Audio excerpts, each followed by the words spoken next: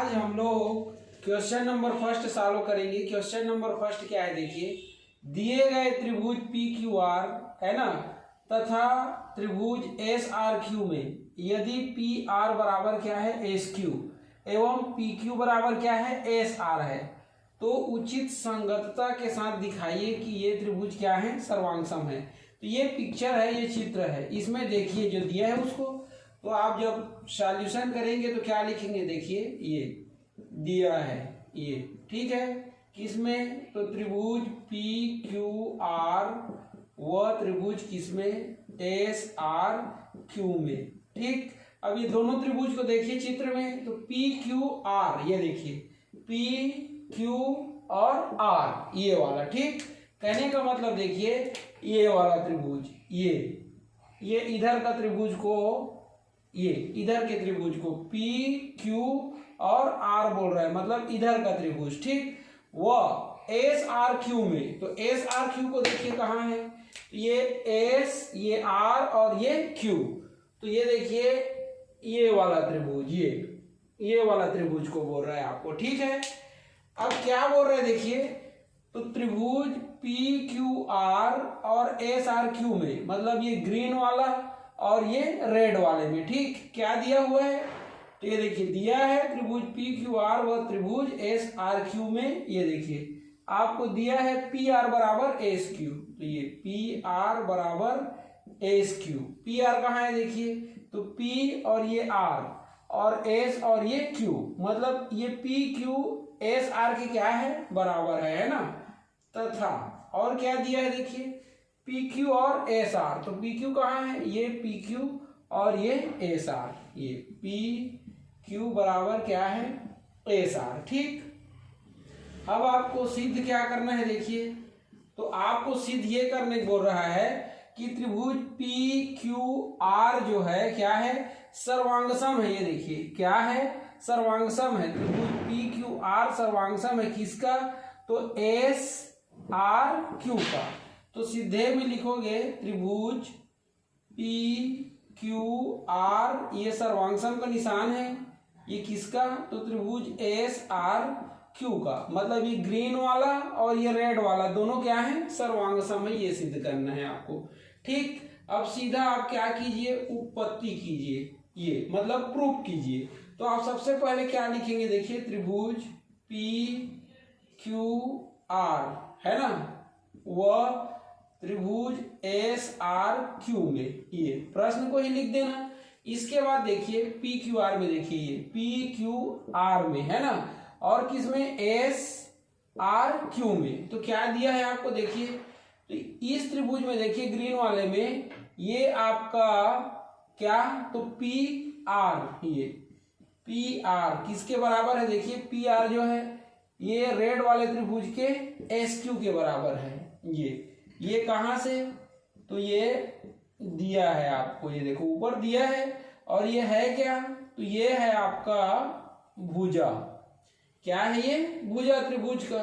उसके बाद देखिए सेकंड क्या दिया है आपको, तो पी क्यू और एस आर, तो पी क्यू किसका भुजा है देखिए ये ग्रीन वाले त्रिभुज का, और एस आर किसका भुजा है रेड वाले का, तो ये पी क्यू इज इक्वल है किसका एस आर का, ये भी आपको दिया है प्रश्न में, ये भी भुजा है, ये पूरा भी लिख सकते हो भुजा और ये भुजा, ठीक है।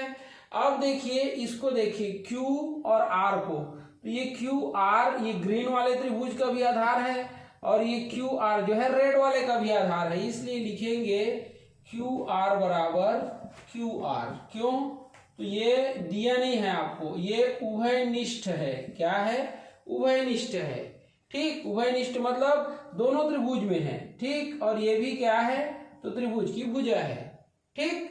तो देखिए एक त्रिभुज की तीन भुजा दूसरे त्रिभुज के तीनों भुजा की क्या हो गई बराबर हो गई, ठीक। तो लिखेंगे ये अतः कहां से, तो भुजा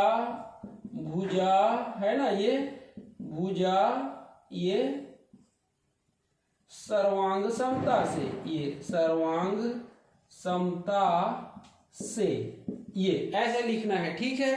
तो भुजा सर्वांग समता से क्या हो गया आपका त्रिभुज पी क्यू आर सर्वांग सम हो गया किसका, त्रिभुज एस आर क्यू का। ठीक, अगर एक त्रिभुज की तीन भुजा दूसरे त्रिभुज के तीनों भुजा के बराबर हो तो दोनों त्रिभुज क्या हो जाते हैं, सर्वांग सम हो जाते हैं। तो यहां पर देखिए त्रिभुज पी क्यू आर मतलब ये ग्रीन वाले में और एस आर क्यू मतलब रेड वाले में, ग्रीन वाले का ये भुजा रेड वाले की ये भुजा के बराबर है, ग्रीन का ये वाला भुजा रेड के इस भुजा के बराबर है और ये क्यू आर ग्रीन और रेड दोनों में है। ठीक है, इसलिए ये ग्रीन वाले त्रिभुज की तीनों भुजा रेड वाले त्रिभुज की तीनों भुजा की क्या है, बराबर है, इसलिए दोनों त्रिभुज क्या होंगे, सर्वांग सम होंगे। ठीक, तो ऐसे आपको क्या करना है, प्रूव करना है। ये सिद्ध हो गया, एक त्रिभुज की तीन भुजा दूसरे त्रिभुज की तीन भुजा के क्या है, बराबर है। देखिए यहाँ पर ये पहली भुजा को बराबर किया गया है,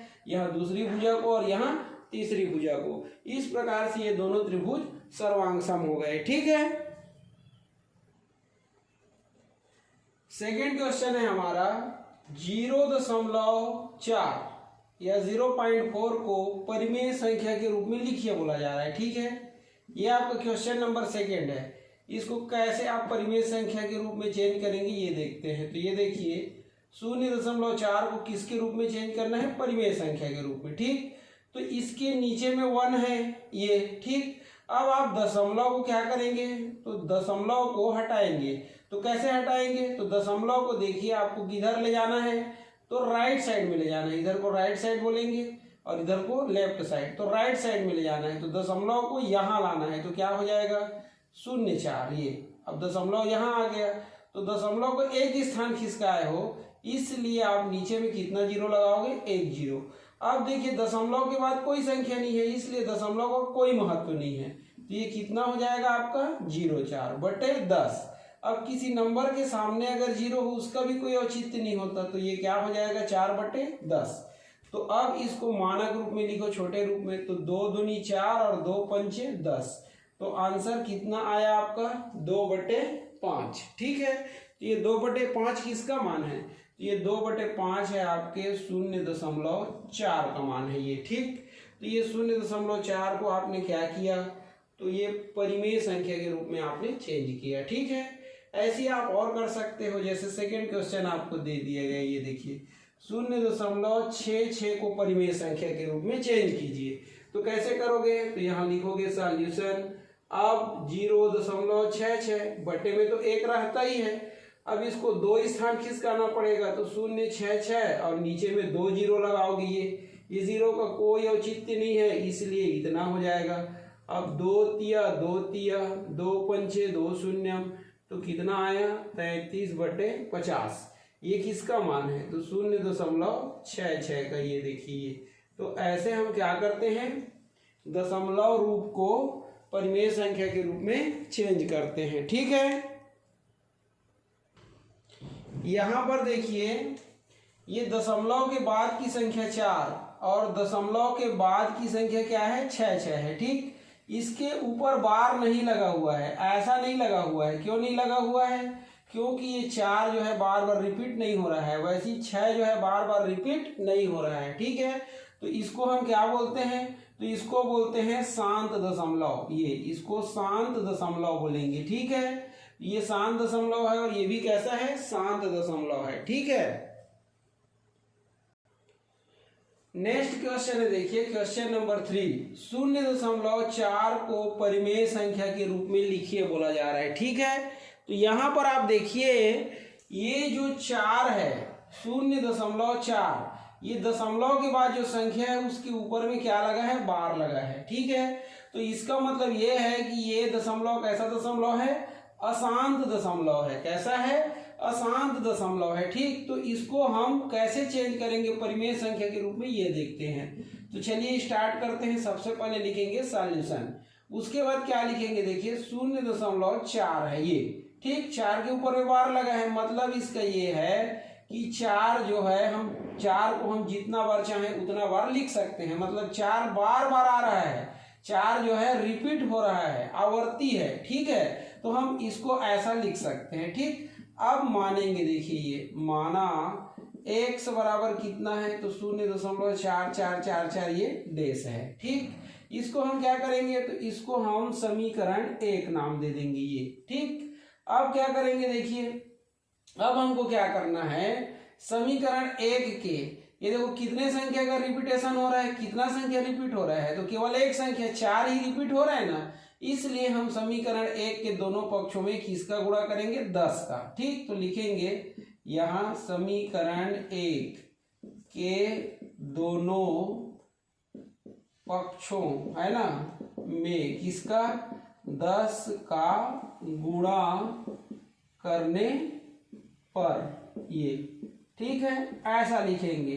10 का गुणा क्यों किए, क्योंकि दशमलव के बाद कितने संख्या का रिपीटेशन हो रहा है, एक संख्या का, तो 10 का गुणा कीजिए इधर भी और इधर भी, तो 10 गुणा क्या हो जाएगा, x बराबर इधर भी, तो 10 गुणा 0.444 और डेश डेश डेश ये। अब ये कितना हो जाएगा, 10x बराबर ये कितना हो जाएगा, तो 10 का गुणा करोगे तो दशमलव यहाँ से यहाँ आ जाएगा ये, तो क्या हो जाएगा ये हो जाएगा 0.444 ये ऐसा।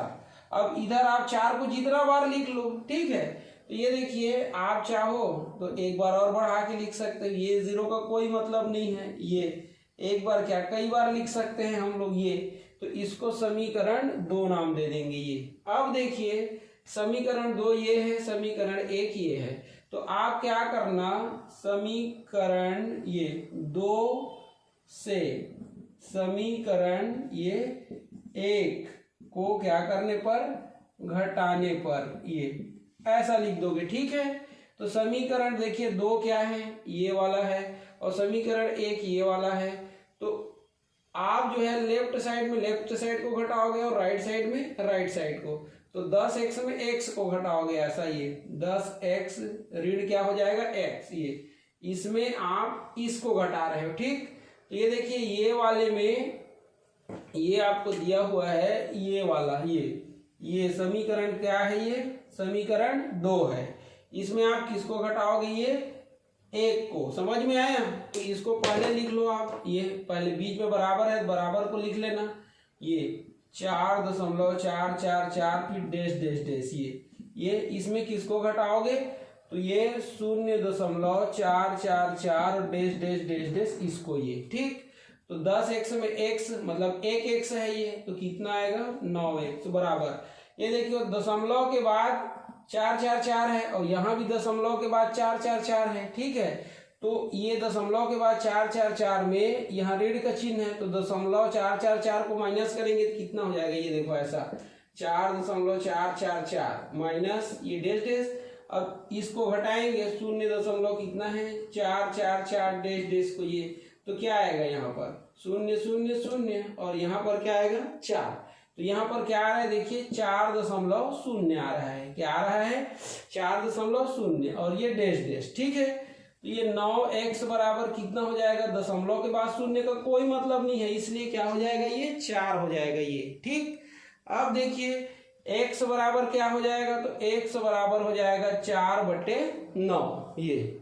ठीक है, तो ये दिखाई नहीं दे रहा है आपको, तो आप इसको क्या करना यहाँ पर लिख लेना, ये देखिए यहाँ पर। ठीक है, तो 9x बराबर क्या आया, तो ये 9x है ना, यहाँ लिख लेते हैं, देखिए यहाँ ना लिख करके अपन यहाँ लिख लेते हैं। ठीक है, ये देखिए 9x बराबर कितना आ गया 4 आ गया ये। ठीक, तो क्या हो जाएगा x का मान ज्ञात करना है, तो x बराबर हो जाएगा 4/9। ठीक, अब x किसको माने थे देखिए, तो x माने थे आप 0.444 को, तो ये x का मान यहाँ पर रख दो, तो 0.444 ये डेश डेश डेश डेश बराबर कितना आ गया 4/9।